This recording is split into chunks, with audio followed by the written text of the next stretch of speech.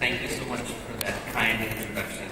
Makes me sound much bigger than I feel that I am. Distinguished guests, colleagues, and friends, Assalamu alaikum. Good afternoon. Our topic is management of change.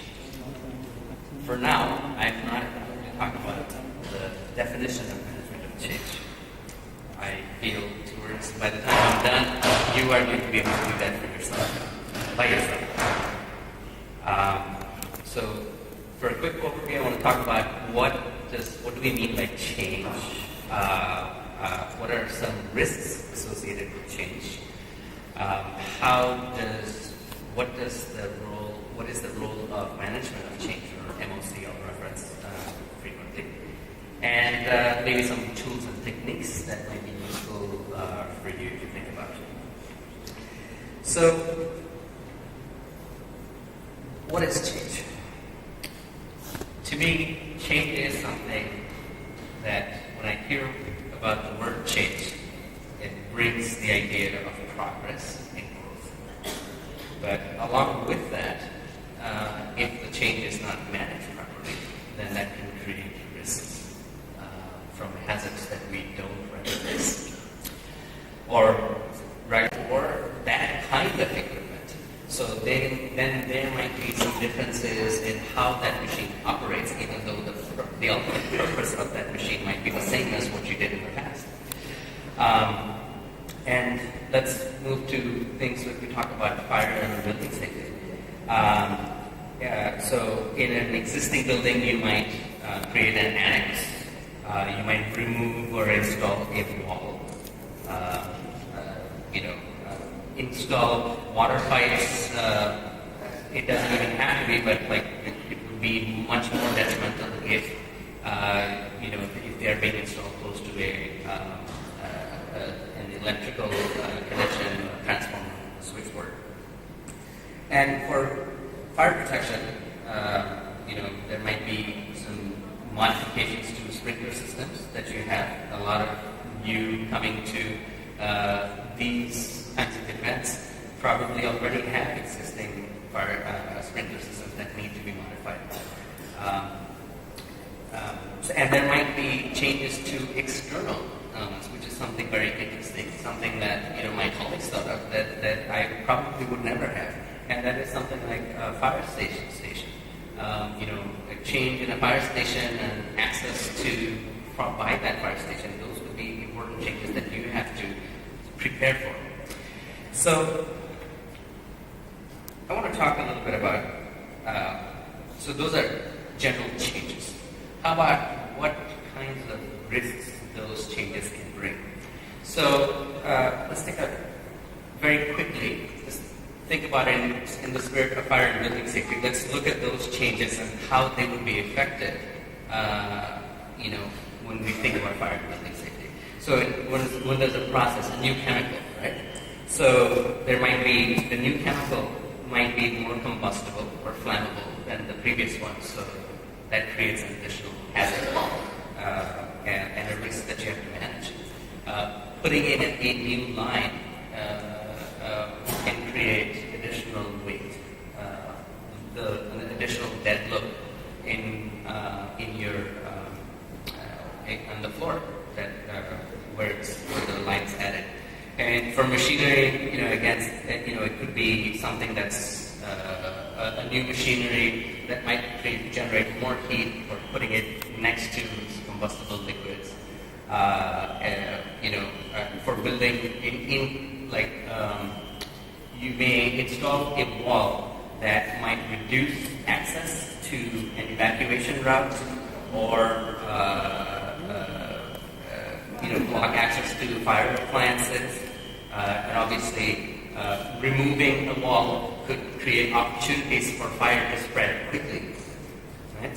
So those are all various examples of kinds of potential risks that are associated with these types of changes if they're not managed properly.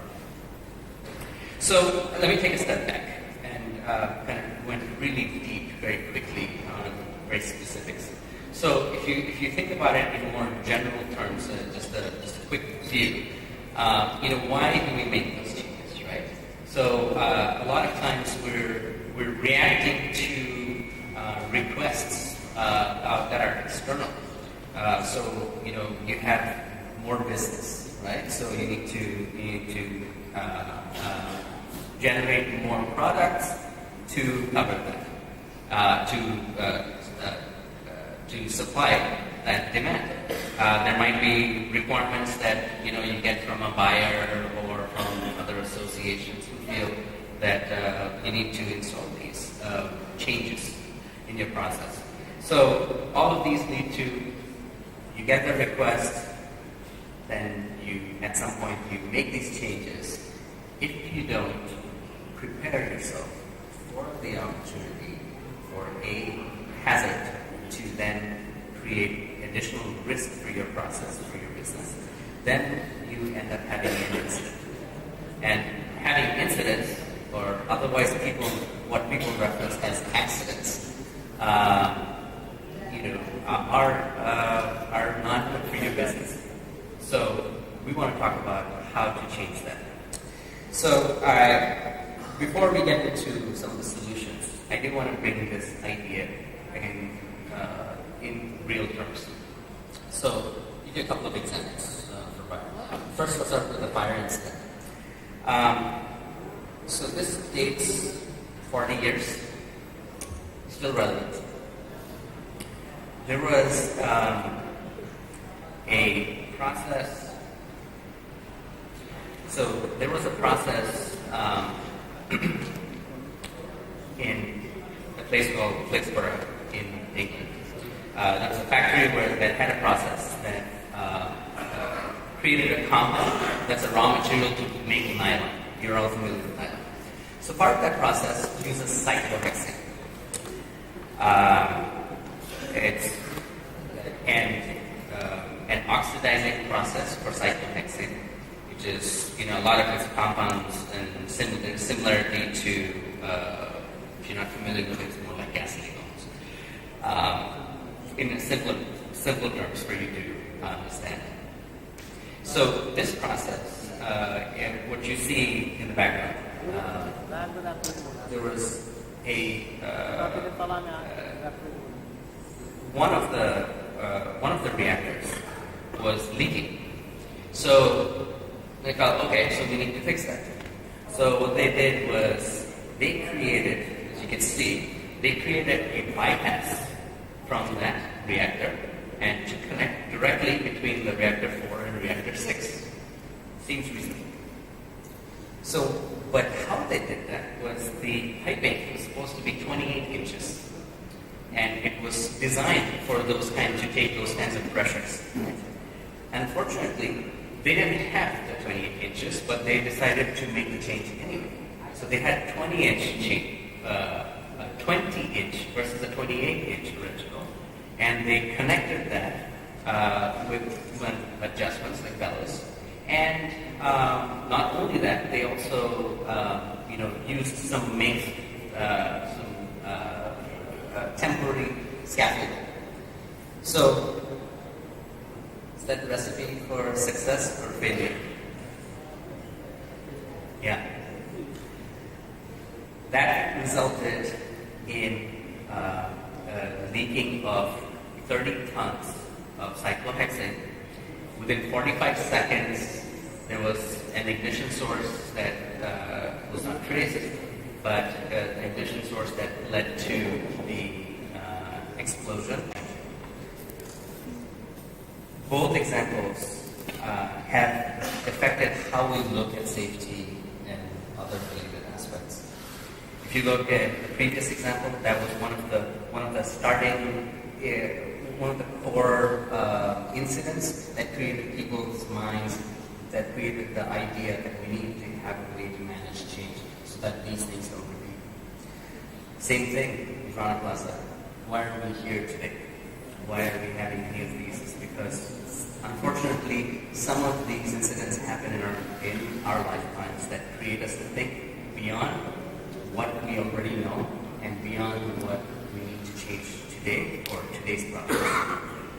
So, I don't need to go into all the details for Rana Plaza. but it's important that we reiterate.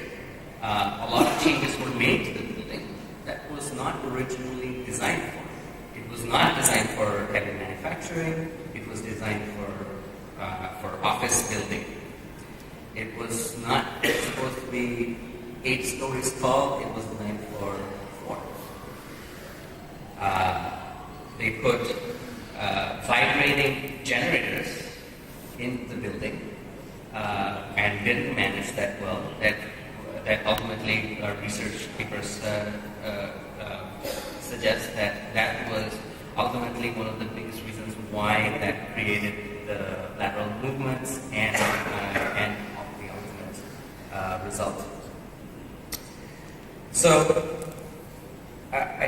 all of that created additional loads, and then then that was the result. So I don't need to talk too much about it. We know what the changes are. So let's talk a little bit about what is the role of, now that we understand change, we understand the risks that come from change. We also have some examples. Let's take a look at what is the role of management of change. So for that, I want to talk about, take you back to one of the previous slides where we talked about the pathway, the causal pathway that leads to an incident, and think about how to change that to a positive, right? How do we make that into something that change ultimately helps you grow and improve your business?